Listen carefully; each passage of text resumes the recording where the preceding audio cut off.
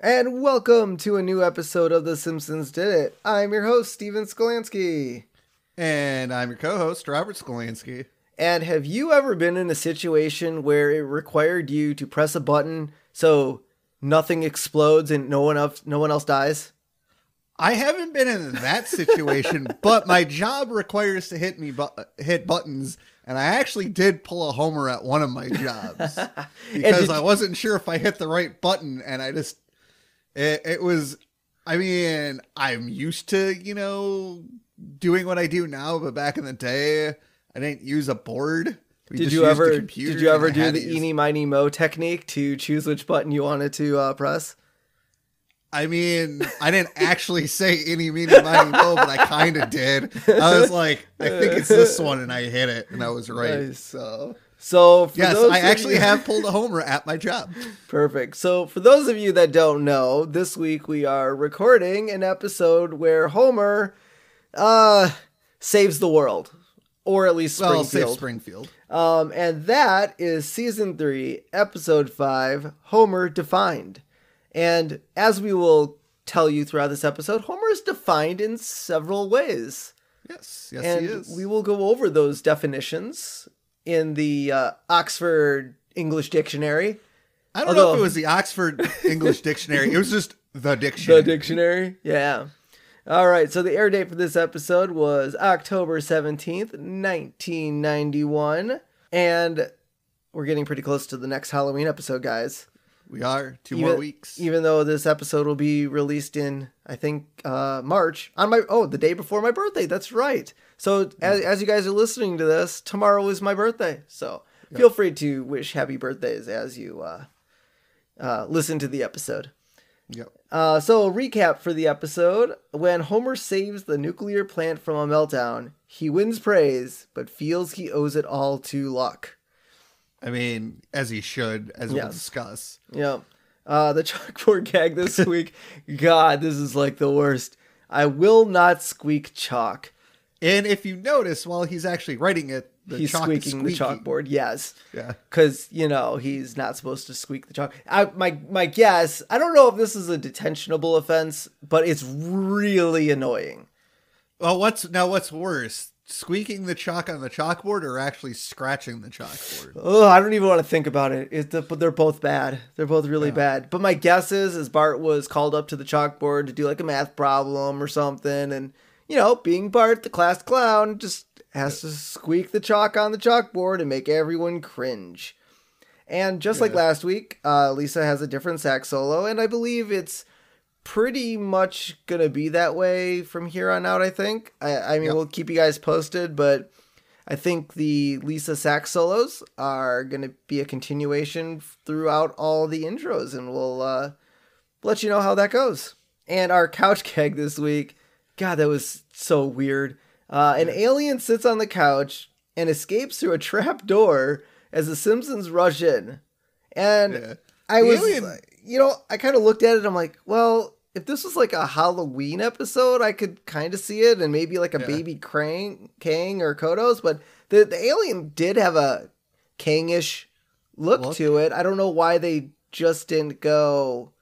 Well, isn't there is a couple couch gags later on in Simpsons season where we do see Kodos and Kang. Yeah, on the couch. But I just feel like since Kang and Kodos have already been established in The Simpsons, that they wouldn't have just used them, or a baby version of them. And I also wanted to mention that I honestly, for the life of me, do not remember this couch gag. I have no idea where this couch gag. Granted, there's probably close to 650 couch gags to remember. But this one, I mean, I used to watch the early seasons multiple upon multiple times, and I just, for the life of me, cannot remember this one. If you guys remember this couch gag, let us know. It's such a weird couch gag. It is. It's so random. So, yeah. So we open up on The Simpsons sitting down eating breakfast. Homer is reading US of A today. Not USA Today, but US of A today. Yes, that makes sense. The headline on the magazine reads, America's favorite pencil. Number 2 is number 1. And, you know, I think I've never used anything but a number 2 pencil. Well, anything. It's because I don't know if anyone knows this out there, but the number in the number 2, number 3, number 1, 5, I think it goes up to like 6. It's the lead count in the pencil. And so I'm guessing a number 2 pencil is the safest because, you know, kids like accidentally stabbing themselves with their sharpened pencils or... I actually did stab myself once with a pencil on accident. And if there's too much lead in your pencil, you could get lead poisoning. So I'm guessing the number 2 was probably the safest. But yeah, in the 90s, man, it was all about that number. You better have your number 2 pen. And I also wonder if the lead count was based on, you know, all of our standardized testing where the machine specifically read that type of lead. I don't know, like, when it comes to standardized testing and, like, the machine, I don't necessarily know if it's based off the lead or if it's just based off, it scans to see which circle is, like, dark. Fullest. Yeah. Because, like, in a lot of states, especially here in Wisconsin, when you vote, they have the circle, you know, you have to fill now in it's the a circle. pen. I think that... But that's a pen. Yeah, but it's changed over the years. I mean... In the 90s, and I'm sure early on, all the way since standardized testing began, it was always pencil. I don't remember ever using pen in school. No. But I bet they do now. I haven't been in school in 10 years. Exactly. Years. Yeah. So then we also see a picture of the babysitter bandit on the front page. I wish there was an article title like Babysitter Bandit Escapes or... My question is... have they ever actually gone back to the Babysitter Bandit arc? I feel like they should. Well, at this point, I think they're gone too far, but it's the Simpsons. They're never too far gone, I guess. So Homer mentions that the SAT scores are declining at a lower rate, and Lisa thinks the paper is just pie graphs, factoids, and Larry King. And I had Speaking of which, it's been a couple of months now since Larry King has passed away. Exactly. Really sad especially for me in my field, because he's a journalist. And, and that's why I wanted to add what Lisa's comment was. Yeah. Because it wasn't going to be in the episode originally, but I was like, Larry King passed away a couple months ago, and I kind of want to pay a little. I mean, now, was Lisa saying that Larry King being in USA well, we know Larry King exists in the Simpsons universe. No, I know that, but him being in this particular paper, was that a compliment or not? Because I think Lisa was saying this paper is overrated, and Larry King being in the paper makes it overrated. Maybe. I don't know. So then Bart comes in, and he's filling out a birthday card for Milhouse. And the front of the card says, "Hey there, 10-year-old. I couldn't afford to get you a new drum." And there's a picture of Krusty with a drum with a hole in it because, can't afford to get you a new drum because the drum on the thing is broken. And then, oh my God, the inside of this card. I don't know why this would be made for a 10-year-old, but the inside of the card reads, "So how about a nice pair of bongos?" And on the other side of the card is a picture of a lady with a robust bust. Yeah, that was pretty interesting for this episode. Yeah. Well, I mean, 10-year-olds are starting to think like that, maybe. But you got to also imagine this was a Krusty the Clown. I bet Krusty the Clown produced this card. Probably. And Krusty the Clown with his ladies of bazongas. Yeah. So Bart and Lisa head off to school, and Bart is sitting next to Milhouse, and he's really excited. He's like, "Here's your present. I got it for you because you didn't have a party on Saturday, and I want you to open it. Because Milhouse told Bart he wasn't having a party. Is that the thing? I mean, I guess, yeah. I don't know how you get away with that if you're best friends. Yes. Well, as we'll learn, so Sherry and Terry pop up from behind Bart and Milhouse and said, "Oh, Milhouse, we had a really pleasant time at your party." And Bart was like, Milhouse, like, "I don't know what they're talking about." And Bart goes, "Twins." Yeah. Because, they would lie. So then we find out that Bart got Milhouse the official Krusty the Clown walkie-talkies.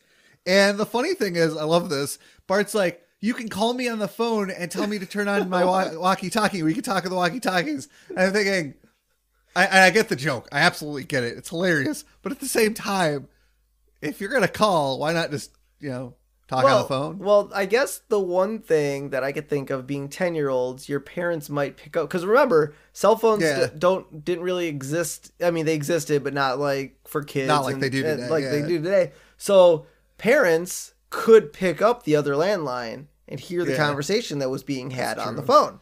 So but as we find out later, the walkie-talkies always stay on. Oh, well, I kind of wonder if Bart ever turns it on. Oh, the batteries are dead. Mom, batteries are dead. Bart, stop leaving the walkie-talkies turned on.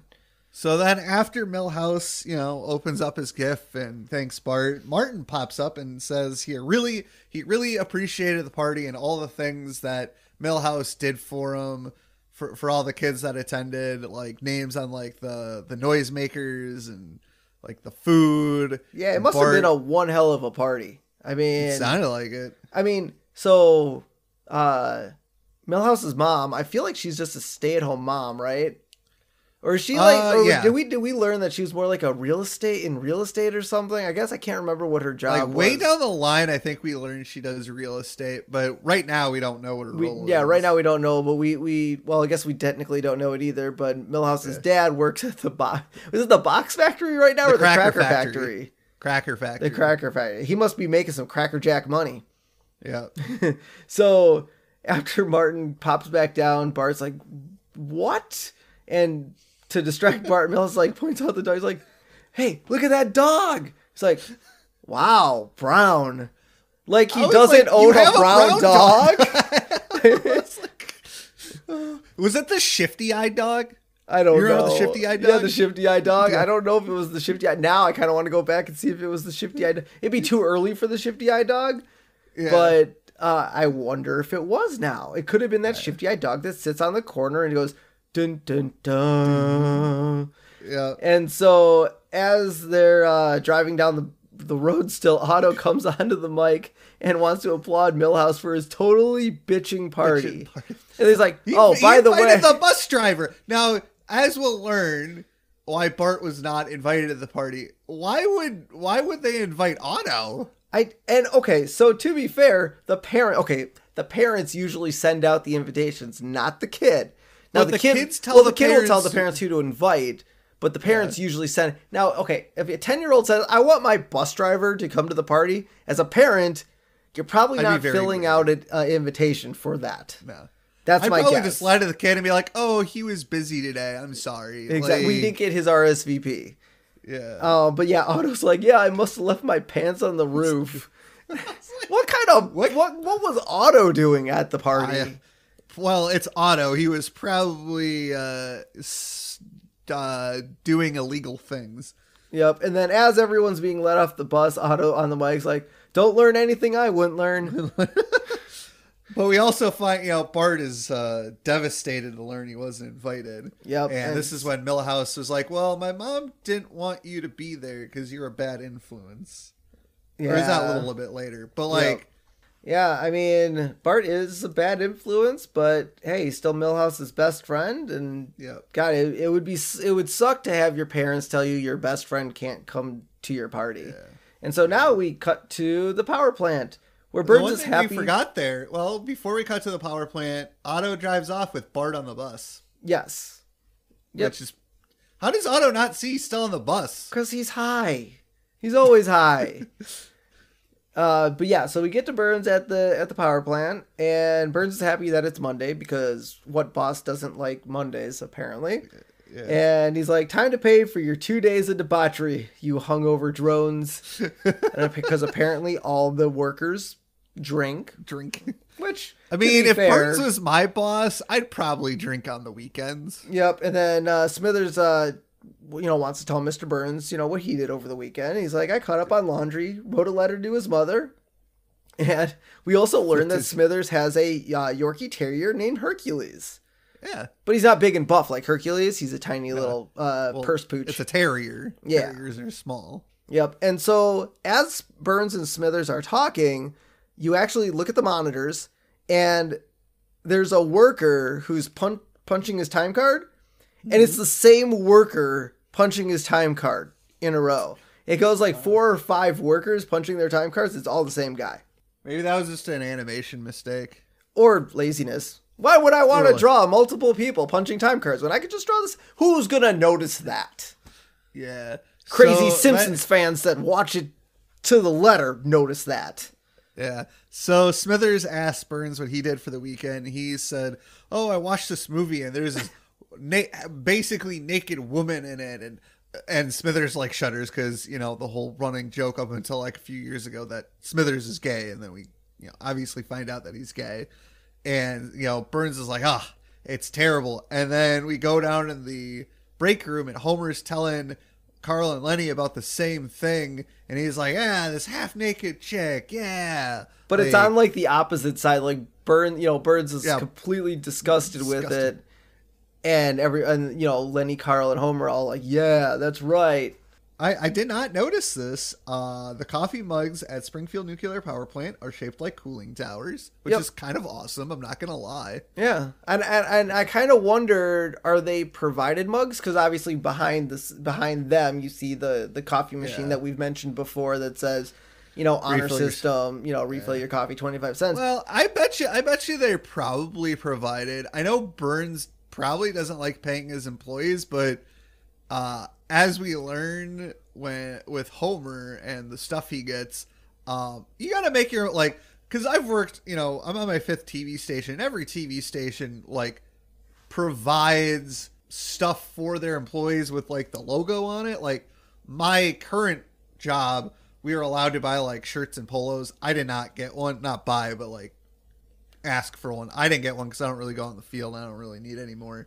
But my first station in Madison, the company was like, here's a group of things you get to spend, in quotes, like $60. So one year I got an umbrella, one year I got a water bottle, one year I got like a nice down winter jacket with the logo on it. So, you know, I actually got a coffee mug from my current station when I first started there and some stuff with scripts on it. So it's possible Burns provided those mugs. Yeah. So we cut to Homer supposedly doing his job, which he wasn't. He had a box of donuts. A whole box of donuts. Whole box of donuts is for. I like how he's sticking his finger in each donut to figure out what flavor it is, and then when he settles on, he goes, purple. You mean grape? No, purple. Purple. No, purple. It's called. My God. But there was strawberry. There was custard. I would have eaten the custard one. Yeah, I love custard filled. And I like how the donut guy must have been happy because back in Brush with Greatness, we learned that the donut guy was very upset because Homer went on a diet. So the donut guy must be very happy that Homer's taking entire boxes of donuts back to his his workstation. Thank you, to eat. So then we cut to the core temperature gauge, which goes from caution to danger. But Homer doesn't see that because he's eating his jelly-filled donut, and the jelly squirts out the back and lands on the gauge. And so we don't know what happened. It's a cliffhanger. So then we cut back to Otto driving 70 miles an hour to the Quickie Mart with Bart still in the back. And he's going to Quick Trip to get a Quickie Mart. I forgot what he called. Well, he said it was a hot dog, but I forgot what Otto called it, like a lantern dog or whatever. But he went to the Quickie Mart, not the Quick Trip. God, there's too many Quick Trips in Wisconsin. Yes, you're right, the Quickie Mart. And Otto sings the bass line from Edgar Winter's Frankenstein. I did not know that. That's when he's driving the bus at 70 miles an hour. I didn't know what he was like, singing. do, whatever he said. Whatever. I don't know the bass line from that song. But yes. Yeah. So Otto sings that bass line from Edgar Winter's Frankenstein while he's driving 70 miles an hour. Oh, what are the speed limits in Springfield? I can't imagine whatever street he's on going to the Quickie Mart is like more than 35. Yeah, probably not. But he's driving a school bus. If they don't like it, people get out of the way. So then Apu notices Bart is still on the bus, and Apu's like, Otto, you still have a kid on the bus. And I was like, oh man, it's a good thing you said that. I was on my way to Mexico. And he's not going to pick up the kids after school is out? So here's the thing. Again, we don't know where Springfield is. I mean, we think it's in Utah, but maybe they're in Texas. That's close enough to the Mexican border, or California. Maybe he's just crossing the country line to pick up some stuff from Mexico, and he was going to come back. Yeah, I don't know if Otto can pick up anything in Mexico that wouldn't get flagged at the border on the way back. You're probably not wrong.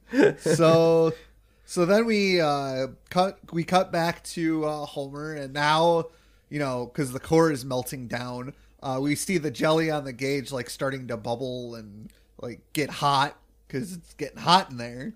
Okay, so do you think that's what it is? I imagined the board was overheating or the gauge was overheating. Possible, like, okay, that's probably a better scenario. Is the board, like Homer's workstation was just getting overheated. It's possible the plant was overheating too, but Homer is also napping, so he doesn't see what's going on because it's Homer and he's incompetent. Yep, and so we get to Burns' office and the alarm's going off.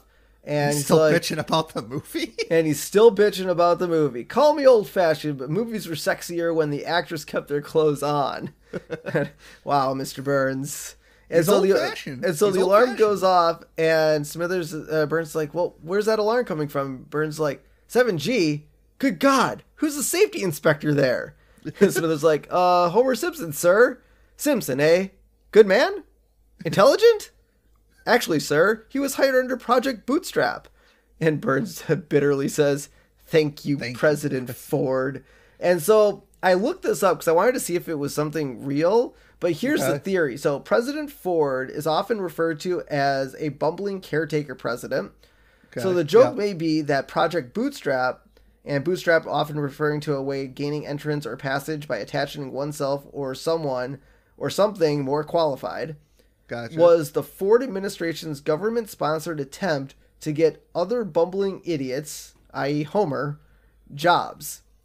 Sort of the lame equivalent of ambitious public works projects of FDR's administration. Gotcha. So basically, it's kind of like the No Child Left Behind thing. We don't want to leave stupid kids behind, so we got to make sure they stay with us. Yep. So it's kind of like that. Yeah, no, that's it. That's a neat little reference. I'm pretty sure, that's a really, really good theory. Yeah. I like that. Yeah. And so Homer wakes up, he says, noise? Bad noise. It's a bad noise. And I just like how he's woken up by the alarm with only 5 minutes until critical mass. I feel like at any nuclear power plant, this alarm should be going off with hopefully 3 hours, 10 hours. I don't know. I would imagine as soon as the core temperature goes from caution to danger, the alarm automatically triggers. Yep. And I don't know how nuclear power plants work back in the 90s. Actually, I don't know if you had this teacher in high school, but there was a teacher in high school. He taught pre-calc and statistics. And at the end of every year, he would talk about his trip to the nuclear power plant he went to. And if I'm remembering correctly, there is a fail-safe. Oh, yeah. So that, like, if there's no operator, there's a fail-safe where it's going to turn off the core just in case. If only Chernobyl had a fail-safe. Right? So, he's like, I like how he's like, oh, someone else will fix this. This is... this isn't my problem. And then the jelly bursts on his console. And then Homer realizes it's his problem. He's like, we're doomed. Oh, my God. He's not wrong. He's incompetent. Yep.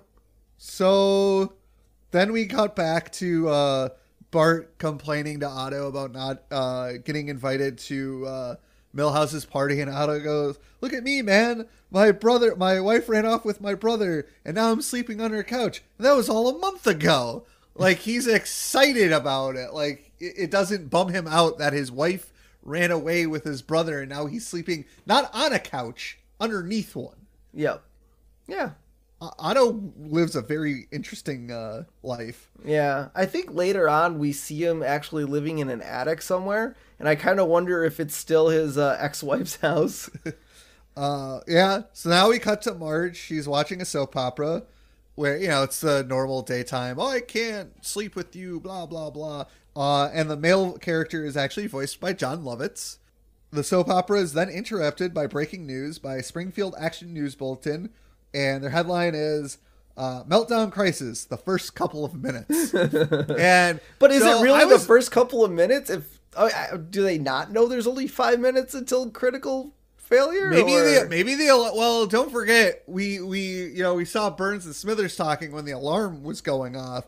So who knows what the time frame is between them talking about it and Homer getting woken up by it. I guess so. I mean, it just seems really weird. And then we obviously know that what episode was that? 2-3 episodes ago where they installed the Michael Jackson episode, right? Where they installed that nuclear power plant testy thing. Oh, yeah. Is that not operational? Yeah. Did they completely abandon the warning system from the thing they installed? Right? That was that episode, right? I'm pretty sure. Yeah. Come on. You guys installed the safety sign and it does nothing. The one thing I do want to say about them cutting in to a soap opera, it's not actually that far-fetched, because I know when there's severe weather, anywhere, they're going to cut in. So if it's life-threatening like this and there's a warning, I could really see them cutting in. What I don't see happening is this next thing where they're on air, the makeup people are still getting Brockman prepared for it. That probably would not happen. I'm not saying it's impossible. Stupid things happen all the time to go on air. But in a breaking news situation, they don't normally go on air until everybody's ready to go. So in this instance, there's no way Kent Brockman would have been on air with other people like powdering his face. Yeah, I guess it's funny. I find it hilarious. I work in television. I guess maybe you would know this. Okay, so does a news station have an anchor or someone just at the station 24/7 or on call for disasters? Yes. So as far as on call, yeah, there's usually like one person who's like designated. I know at a lot of TV stations, they will have an on-call reporter and an on-call photographer. I had that at my last station in Madison, where if something goes wrong, you get a call at 1 a.m. like, hey, you need to go to this. And they have their gear. They have a station car. So it's also possible Brockman was already at the station, because I'm pretty sure he's like their nightly news anchor. And it would have been during the day. Well, I guess. No, but I'm saying Brockman's schedule is probably like 1 p.m. to like 11 p.m. It's probably their main anchor, and that's what they usually work. Because usually whenever we see him, he's on at night. Yeah. So he was probably already at the station, and then the nuclear plant was having a meltdown, and they're like, Kent, you need to go. Burns calls in to Brockman, and he assures that engineers are just fixing a minor problem. And we cut to the power plant, and people are screaming, and people are praying, and people are breaking a Buzz Cola machine to steal soda, which I guess. Yep. And then people are freaking out at the nuclear power plant, while Burns is assuring Springfieldians that there's nothing wrong. And the kicker is the rats leaving the power plant. Yes, they don't even want to be around. Yep, and I like how I just like how when Burns is talking to Brockman, he's wearing a toupee in his press file photo. I know. And that's pretty good work by the production team to have that ready to go.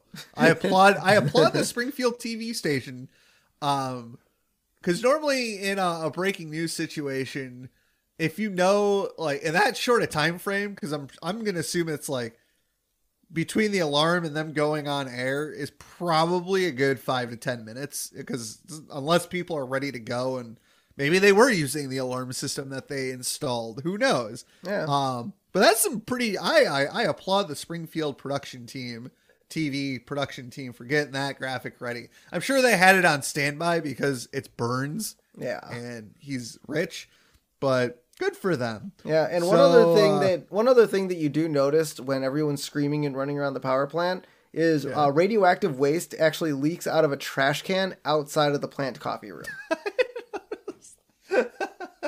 Well, as we'll see, they also store radioactive waste in their storage closets. Yes.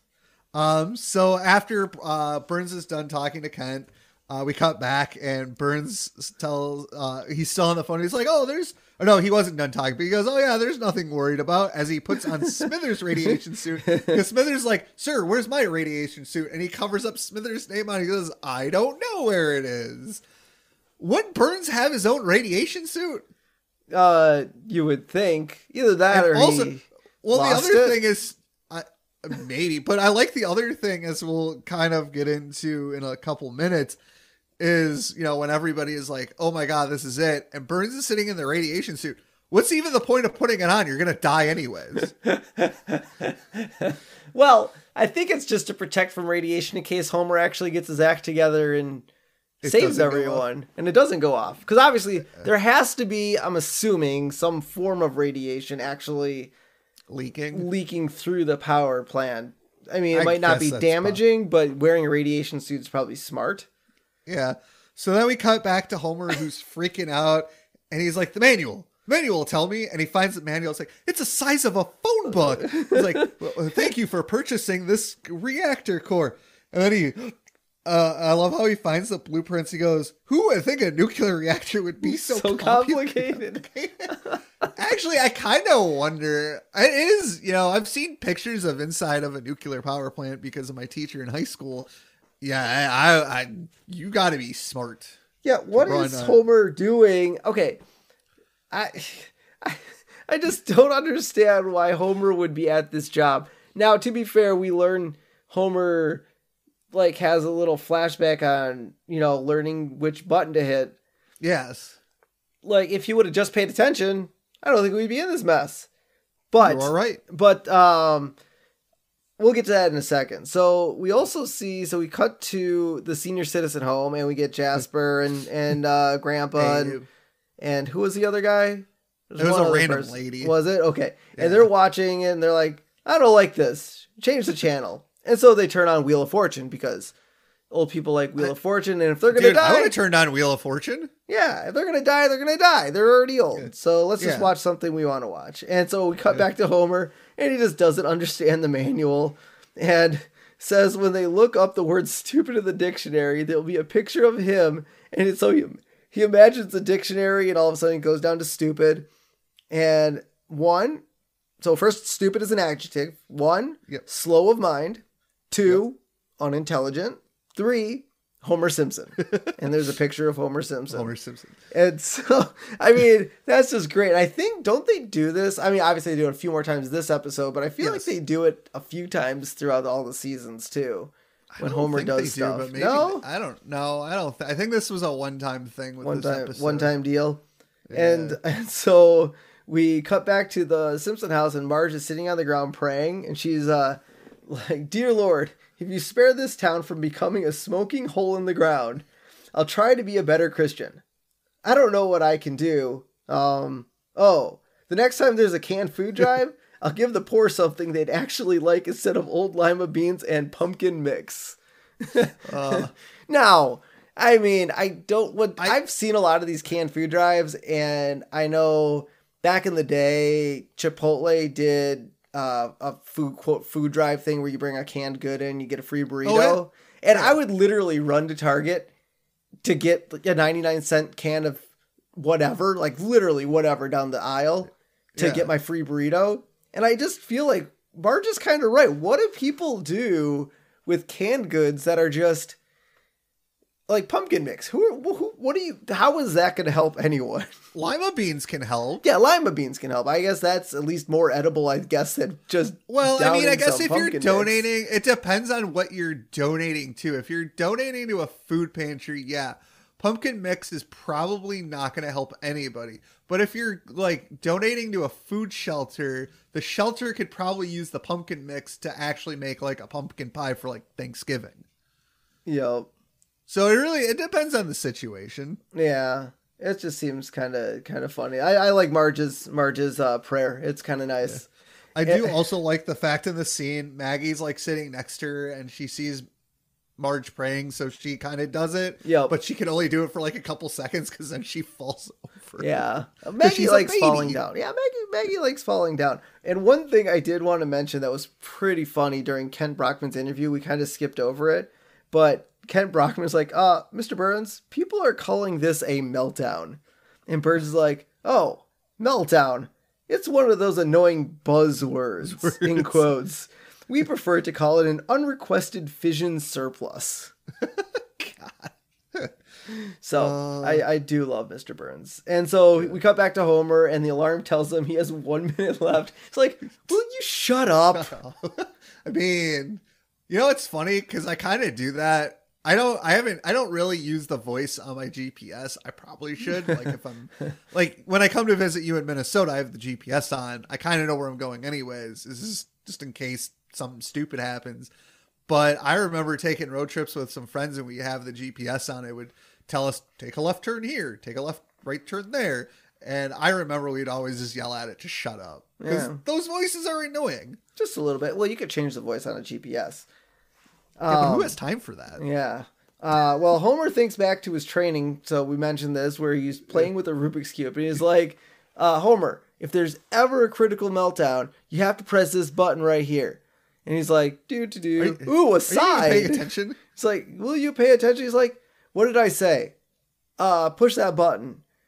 Okay. And so we flash back to Homer literally holding the Rubik's Cube. He's like, I blame you for this. This is all your fault. And so we flash back to Burns, and he says the only thing that's left to do is kiss his sorry butt goodbye. And then Smithers asks if he can do it. And Burns shudders. but and also Smithers said like, sir, there may never be another time to say I love you, sir. And Burns is like, oh, hot dog. Thank you for making my last few moments on Earth socially awkward. Yeah. Oh God, it's hilarious. You gotta love those two. They're really, really funny. And now we come back to was it the news station? It was. Well, he's with Kent Brockman. Yeah, so I'm guessing they called Professor Frink in to kind of let him know what's going to happen if the core melts, or there's a meltdown. Professor Frink explains to Kent the areas that will be infected by the meltdown. He's like, right here, this will be sudden death. Right here in the yellow, and then in the red where we are, it's gonna be a slow, agonizing death. Oh my God, and that's something that in not COVID times, well, even in COVID times, because you could like do a Zoom. Obviously, in a smaller city, this is probably gonna be easier. Maybe in a bigger city, you could probably do this too. Like call up a scientist and be like. Because TV stations have a list of people who they're going to call in the event of certain things. Yeah. Like you have your political people, you have your sports people, you have teachers and doctors. And so in this case, why they would go to Frink, I'm not 100% sure. He seems to be smart, but we all know he's kind of insane. Yeah, but I guess the big thing that we do realize, so in the first instance of Frink, when he's asking for the death ray, we obviously think he's a crackpot scientist, a madman, but it seems like in the next appearance, he's more of the scientist, the calm, controlled, not insane. So I guess someone on their staff was like, you know what? We need a scientist on this show, but let's not Frink. Let's not make him. We have Dr. Hibbert, the great, the standard doctor. We have Dr. Nick. Do we really want a madman scientist and a normal scientist? No, let's just turn Frink into the normal scientist. Yeah. So then we cut to the elementary school and all the kids and Principal Skinner are underneath their desks to hide from the meltdown. And that's so funny because, back in the 60s and 70s, that used to be the thing. Yep. Where, oh yeah, if there's an explosion at the plant, hide under your desk. No, that was more like a nuclear attack from like Russia.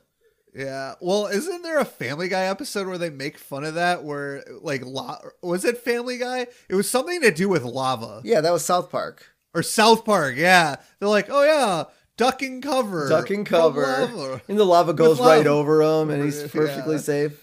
So yeah, it's because here in Wisconsin we used to do tornado drills in Racine, and Racine doesn't get. I think they've had like maybe 2 or 3 confirmed tornadoes ever. But for like tornado drills, you huddle in the hallway and you put your head between your legs. Yep. And that protects you. But in the case of a nuclear meltdown, you're dead. Yeah, there's no hiding from it. There's no hiding. So we cut back to Homer, and he's doing bubblegum in a dish. There's another one he does. But then he finally settles on eeny, miny, miny, mo to pick a button. And I did not realize this. I didn't see where the clock stopped. Usually it stops at 1. Here it stopped at 007, which is it's a possible James Bond reference. Maybe I'm just wondering if it was one of those, James Bond stops a nuclear event or, in one of his many adventures. Yeah. But Homer goes, eeny, miny, miny, mo, this one, and he shuts his eyes as he presses it, and this is where we go to commercial break. I didn't look it up, but I almost wonder if maybe any of you James Bond aficionados that listen to this podcast know this. Let us know if there was a movie where James Bond stopped a nuclear explosion. I think there is one. Like using eeny, meeny, miny, mo. Oh, no, it's James Bond. No, but I know. But I just wonder. Like, I don't wonder. know. There is not. I've seen. Because that would be a great pull. That would be a great pull for this episode had there been one. No. So we cut back from commercial, aka black, because, we're streaming this. And so, Homer, got lucky and he hit the right button. And the alarm voice wishes Homer a nice day. Yep. Have a nice day. So then we cut to Homer imagining the word lucky in the dictionary. Lucky is an adjective. 1, prone to good fortune, which the first 2 definitely describe Steve. He's a very lucky human being. Yes. 2, succeeding through chance. 3, Homer Simpson. So Homer is stupid lucky, which, defines him to a T, I think. Oh, yeah. So after that, everybody cheers that they're not dead, and the people praying cheer. And I love how they put the soda machine back where it was, but the glass is already broken. Yep. So then we cut to a closet where there's a male and female coworker that open, and they're closer disheveled. Wink, wink, nod, nod. Well, if they're all going to die, might as well go out happy. Yeah. So the female coworker asks the male coworker if she will ever see him again, and he replies, at the next meltdown. This is a common frickin' occurrence. Well, if Homer Simpson is the safety inspector, maybe they get together in the closet once a year.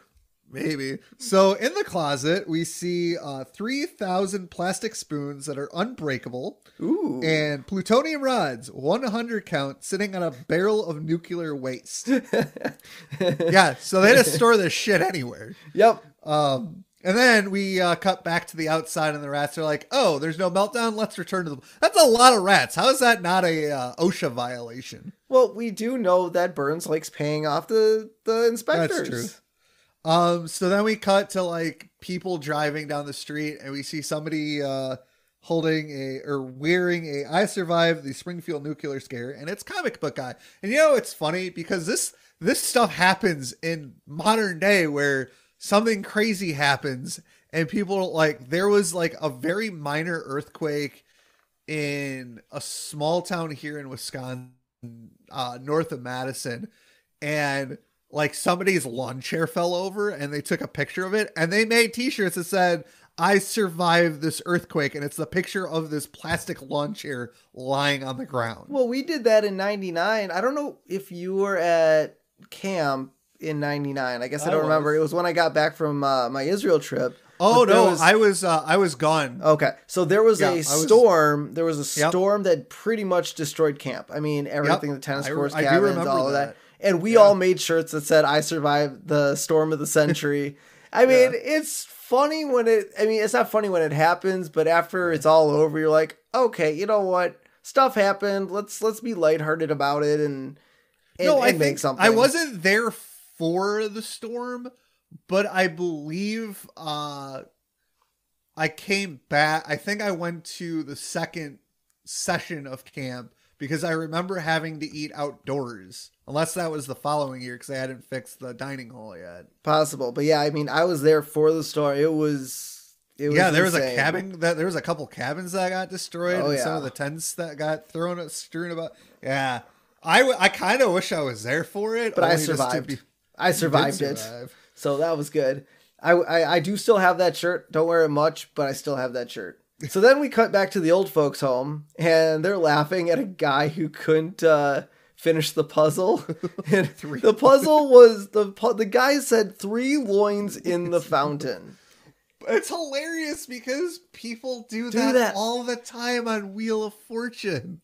And, good God. I mean, come on. 3 coins in the fountain? 3 coins in the fountain. I remember, I don't know if it's a real picture or not, but there's a picture out there from Wheel of Fortune where I think it's like luck be a lady or something, but like it's missing letters. Yeah. So if you have a dirty mind, No, there's a few of those out there that I've seen. And I don't know which are real and which are fake, because obviously they're still funny. They're still funny. And I can't believe people would and I think there was also an SNL bit, wasn't there? Where it was like like it was like the N-word or something. Or was that a Family Guy one? That was a Family Guy, and it's naggers. Naggers, yep. And Lois was like in the other word. So because wasn't it her father that said it? Yep. See, it can happen. 3 loins in the fountain is normal. It can happen. So I like how Burns is in the office thinking, about, Homer Simpson, and Burns names Homer Simpson the employee of the month after Burns told him to go get him a white wine spritzer. Because don't hold out on the vino. Don't hold out on the vino. And so Smithers drops the wine on the ground because he's like, I'm the employee of the month. Why are you making me employee of the month? I did absolutely nothing to save the plant. and so then we cut back to the Springfield Elementary, and Bart offers Milhouse salt, and obviously because he's upset, he unscrewed the cap, and as that joke, the salt pours all out, and Bart's like, oh, now we're even, and we can be best friends again. And that's when we learn that Bart can't come over because Milhouse's mom thinks he's a bad influence. Now, I don't think I've ever. Now, there is a really good friend of mine, and I had sworn in front of his mom once, and she yelled at me for it because she was kind of like a second mom. But I don't think I've ever had a friend in high school, elementary school, whatever, where a parent was like, oh, you can't hang out with, they told my friend they couldn't hang out with me because I was a bad influence, but like, I don't even think our parents ever said, oh, you shouldn't be hanging out with this person because they're a bad person. Yeah, I don't think I got to hang out with who I want. I mean, we did stuff. I just don't think it was that big of a deal. I don't think we were bad kids, and I don't think the people we hung out with were bad kids. I mean, we knew kids that did bad things, but it wasn't like arrestable offenses or shoplifting, things that would influence us in the wrong way. I mean, we did stupid stuff, just not. Oh, yeah.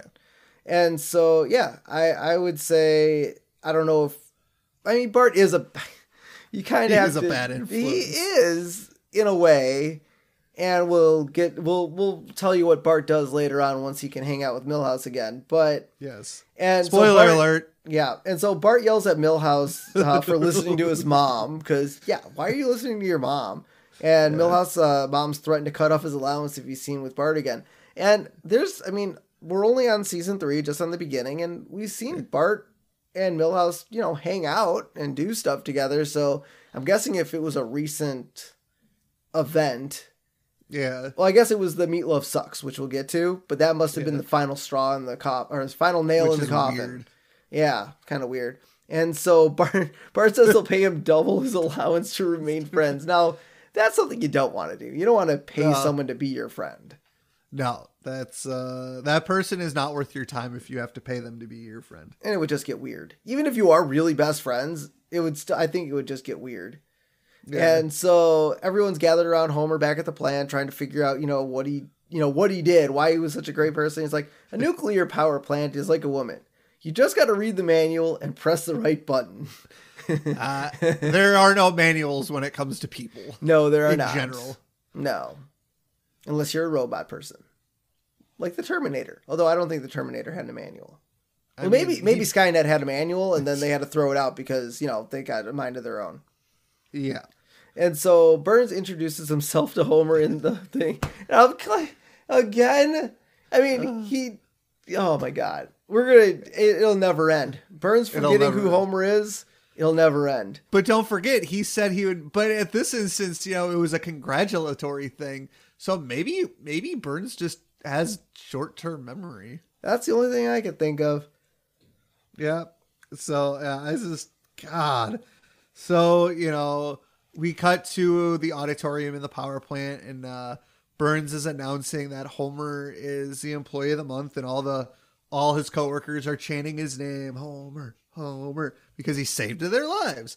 And so Smithers pops out a curtain to put a plaque of Homer's picture. I love the picture is like of a younger Homer with hair. Yeah, like they didn't decide to take a new picture of him. Yeah. So, but we see on the wall that Smithers is always the employee of the month. Yep. So I kind of wonder if Smithers was the one that came up with the idea for employee of the month, and Smithers was like, I'm going to tell Burns who the employee of the month is, but he always names himself. Now, here's the thing. So we all know that Homer is awarded a ham, a plaque, a coupon book, Burns' personal thumbs up, which he struggles to get, and a picture on the Wall of Fame. Now, did Smithers get all these fun prizes every time he was awarded Employee of the Month? Or is it just Burns' affection? Maybe it's just Burns' affection. Maybe that's why he did it. Yeah. He didn't want all this other crap. But then Smithers like, well, shit. He named Homer. Well, we got to give him something. I haven't been getting anything. Yeah, right. It would look weird if we didn't give him anything. So then Burns is like, oh, you have a congratulatory phone call from LA Lakers superstar Irvin Magic Johnson. And Magic Johnson is the first pro athlete to special guest voice on The Simpsons. Yep. And also one of the announcers guest voice. I didn't write the guy's name down because he's nobody. I don't know who he is. So I was like, But so Homer is like, Magic tells Homer that he used their last time out to call him to congratulate him. If I was the coach, I think I'd be a little pissed. Well, I mean, he's Magic Johnson. So the Lakers were probably winning anyways? Yeah, they were up by like 50. Yeah. So Homer asked Magic, what if it was luck and not skill? And Magic said, eventually those people are exposed for the frauds they are. And Homer kind of gets this face of, uh-oh, I'm going to be found out soon and ostracized. Yep. And you know what? I have a few friends, and we have this saying, sometimes it's better to be lucky than good. Yep. I mean, in this instance, working in a nuclear power plant, you probably should be good at your job.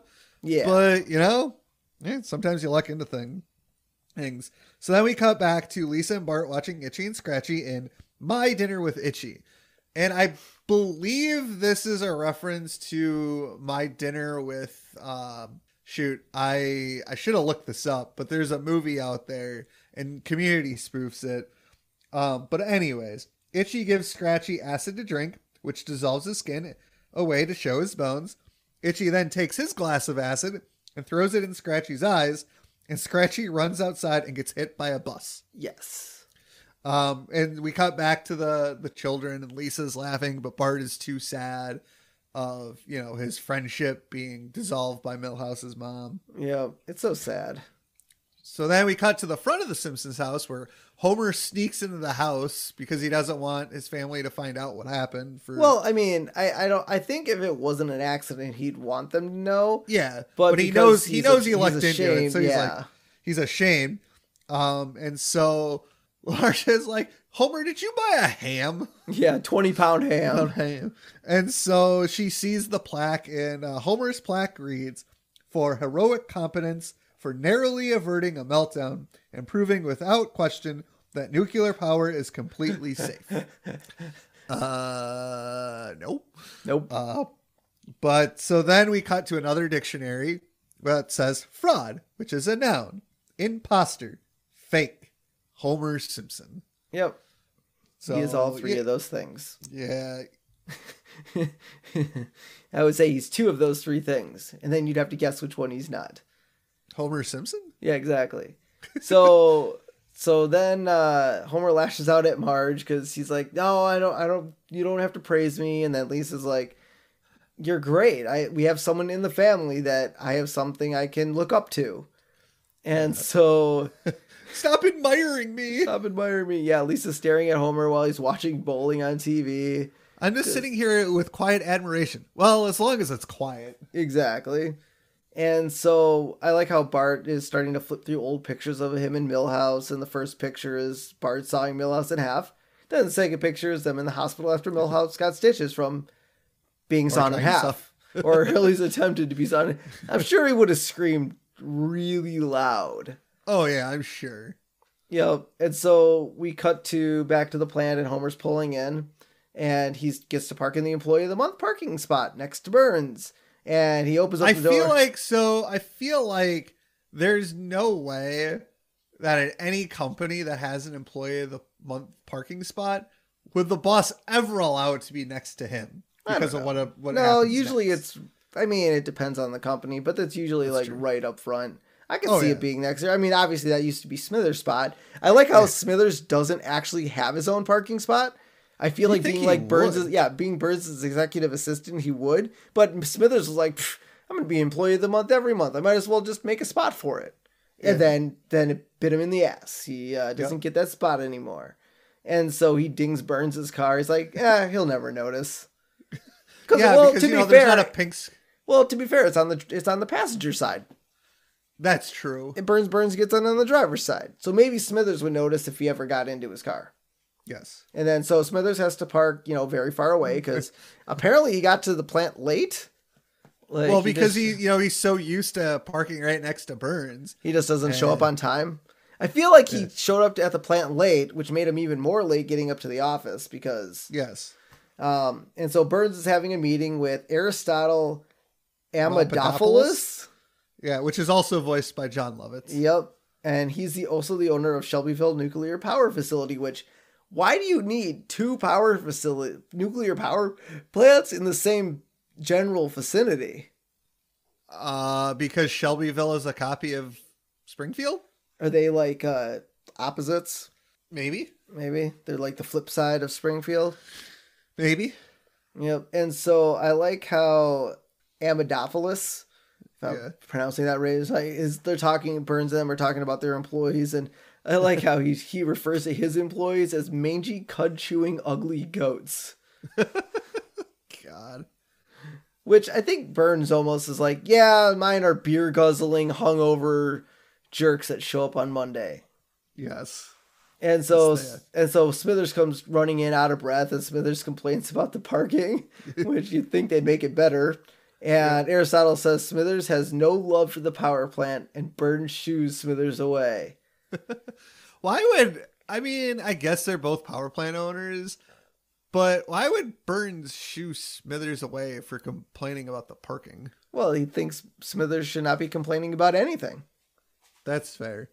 So then we cut back to the Simpsons household, and because Bart doesn't have a best friend anymore, he's playing Monopoly with Maggie, and I love how he lands on the community chest, but instead of just taking the top card like you're supposed to, he just takes the stack and looks for the beauty contest winnings.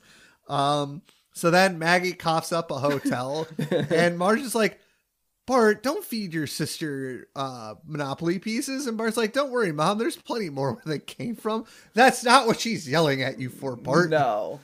Tiny piece. That's why the box says ages like 5 and up. And it's not because they're not smart enough to handle it, which that's part of it. It's got small pieces that kids can swallow. So then Marge is like, well, why don't you play with Milhouse? And Bart tells Marge that he hasn't made up with Milhouse's yet because of Milhouse's mom. So then Bart's like, come on, Maggie, we're going to go disturb a hornet's nest. No, it's throw rocks at a hornet's nest. Hornet's nest. Well, disturb, throw rocks. There's not really much of a difference. Well, if you're going to quote it right. And Marge goes, because she's annoyed that, Bart is doing that with his baby sister. Yeah. So then, because Marge has had enough, so she goes over to to Milhouse's house, and we get our first appearance of Luann Van Houten, and this is also the first time we hear Milhouse's last name. So that's kind of neat. Marge and Luann have tea, and Luann blames Bart for Milhouse telling his mom that her meatloaf sucks. And she goes, well, there's no way he heard it on TV. He must have gotten it from Bart. Yeah. And it's like, no, they watch Itchy and Scratchy together. Really? You're going to blame Bart? Yeah. And not like Milhouse doesn't watch bad things on TV too. And I like how Marge's like, look, I know Bart can be a handful, but I also know what he's like on the inside. He's got a spark. It's not a bad thing. Of course, it makes him do bad things. And then, yeah, Mrs. Van Houten, she's like, well, Marge, the other day Milhouse told me my meatloaf sucks. He must have gotten that from your little boy, because they certainly don't say that on TV. Sure, Luann. Sure. And then Marge pleads with Luann, saying the boys are all they got because they are too young for girls. They are both target for bullies, and they are both sheep in the Christmas pageant. Yep. Which is weird. I mean, I feel like Bart is kind of friends with some of the other kids. Obviously, he doesn't go over and play with them, but it's kind of weird that we learn later, you know, well, in this episode, really, that Bart and Milhouse are best friends. And Luann, like, goes, oh, I'll think about it, as she looks outside, and Milhouse is playing by himself on a teeter-totter. Yeah. It's really sad. It is, because, I mean, I feel like he should, you know, be able to have friends. I mean, if Bart was his only friend, then, you know. That's bad parenting by Luann. Yeah, exactly. So we cut back to Homer at Moe's Tavern, and Barney is telling Lisa that the next time someone tells her that carny folk are good, honest people, to spit in their face for me. I mean, I don't know why he was on that subject. Yeah, what was that conversation even about? I don't know. It's Barney. He was probably drunk. Well, he's always drunk. So Lisa's there to profile Homer for the school newspaper, and she wanted to follow him around for the day to see what makes him tick. And, you know, in Wisconsin, up until a certain time during the day, kids are allowed in bars, because during the day they're considered restaurants. Yeah, well, even... So you can bring... I've been in bars with, you know, parents bringing their kids to have dinner and then leaving. And so, you know, I still think it's kind of weird that Lisa's not in school unless this is like a Saturday or Sunday. Or after school. Because Homer usually doesn't go drinking at least till after school. Yeah. So or after work. Well, unless they give him the day off because, you know, he saved the Springfield. Yeah. So then Barney replies to Lisa that he used to follow his dad to a lot of bars too. Which I'm guessing for a different reason. Yeah. And so Mo is serving Homer and Lisa their drinks, and he's like, chocolate milk, and puts it in front of Homer, and beer, and puts it in front of Lisa, and Lisa's like, I think you got that mixed up a little, and then he switches it back. I don't think Mo would have made that mistake. I don't think he would have. I mean, he's a decent bartender, I would think. Yeah. And why shouldn't Homer have a milkshake or chocolate milk? But why should Lisa shouldn't be drinking beer though? Probably not. She's got a lot of brain to hold on to. Yes. And so Homer has to give a speech the next day for his employee, or not employee of the month. He's going to Shelbyville. Shelbyville to teach their nuclear team how to, you know, step it up and make their work. Be calm in a crisis. Yeah, exactly. Being calm in a crisis. And Homer has to give a speech on this, and Barney says he had to give a speech once. And he just pictured everyone in their underwear. The judge, the jury, his lawyer, everybody. Barney, I don't think you were giving a speech. And Homer is like, did it work? I'm a free man, aren't I? So it obviously worked. What did he do, though, that he was pleading to not... What? DWI? DUI?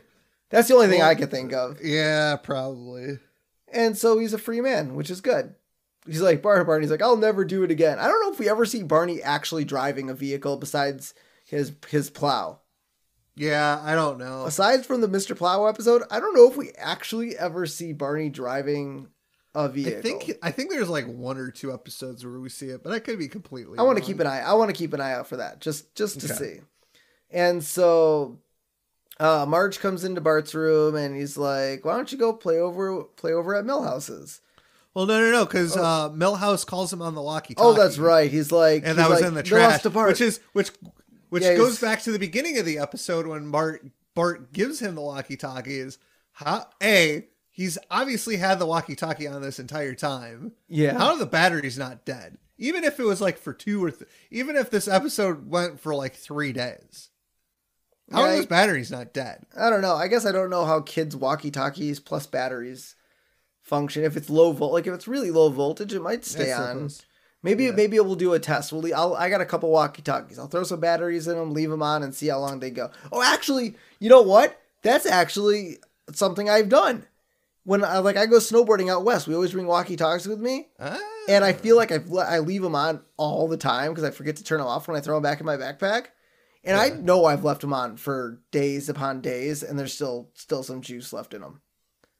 So I think they actually can last. Yeah. For some good time, especially if you're not pressing the button and actually using it. And so Milhouse is like, Milhouse to Bart, do you want to come over and play? And Bart's like, really? We can be friends again? Did your mom die? And Milhouse is like, I don't know. I think she's fine. How do you not know if your mom is dead? Yeah. And so Bart thanks Marge for sticking up for him and asks, why Bart believes it was her. And he responds, well, who else would? And your mom, your mom's going to stick up for you. Depending on the mother. Yep. And then Marge tells Bart to be good. And then Bart goes under his bed and immediately pulls out a BB gun and cocks it pumps it 5 times. Oh my God. Which brings me back to the beginning when Milhouse says Bart's a bad influence. This is why. And so while Homer is giving his speech at the Shelbyville plant, he imagines everyone in their underwear, even himself. Yep. That's not how it's supposed to be. He goes, and hides behind the podium. And so the plant starts to go into meltdown crisis. And then Homer's asked to fix it. But before that, he's like, whew, saved by the bell. Yeah, well, because he didn't want to continue giving the speech. And then the alarm went off. He's like, oh, thank God. And they're like, Homer, save us. And so he goes to the panel. He's like, he closes his eyes and does the eeny, meeny, miny, mo thing again and presses the right button twice. He's lucky. What was the button he hit? Yeah, he's like, what button did you push, Homer? Mo? God. And he's like, you based your entire thing on a silly rhyming game? And so then we cut to the Kent Brockman with his show My 2 Cents, and he starts the segment Eeny, Meeny, Miny, Mo. Is Homer a hero? The answer? No. Employees. The answer, employees, is no. Yep. Yeah, he's no hero. He's just lucky. No. And so I like how we get kind of a first shot of a new anchor, I guess you would call him. Another Laugh anchor. Laugh and a half. A new segment, Laugh and a Half. And he shows Wiggum being foiling a bank robbery without doing anything. He's just counting his coins on the counter, and Snake just backs up right into him, and the jar falls on his head, and he's like, looks like I pulled a Homer. Yeah. And so now then we cut to Magic Johnson playing a game, and apparently there's some water or some sweat on the court, and he slips. The ball hits the referee. Hits the referee and then goes in. He goes, I guess I pulled a Homer. And I don't know if that's legal. Can you bounce a ball off a referee and score a basket? I know in hockey, if a puck bounces off a referee and goes in. Well, it depends. Is the referee on the court or is he on the sideline? I think referees are always on the court. Well, I think in there's two. Yeah, you're right. It's kind of like soccer. We got the 2 line judges and then the I don't think there's a ref actually on the court. Yeah, there is. Play. Isn't there? Not on the court. Really? Maybe not. I guess I don't watch enough basketball. There's no. I mean, maybe they're in the back. So unlike in hockey, then are basketball referees not considered in play? Well, I'm assuming if they're on the court and they get hit by the ball, I'm assuming they're considered in play, but I'm pretty sure they're never actually on the court. Oh. I think they're either behind the play or they're on the sides. They're never actually in the freaking middle. So if the ball were to hit a referee, then the ball would be out of bounds. Correct. Yeah. So Magic Johnson, you didn't actually pull a Homer. Well, they gave him the points, so maybe he did.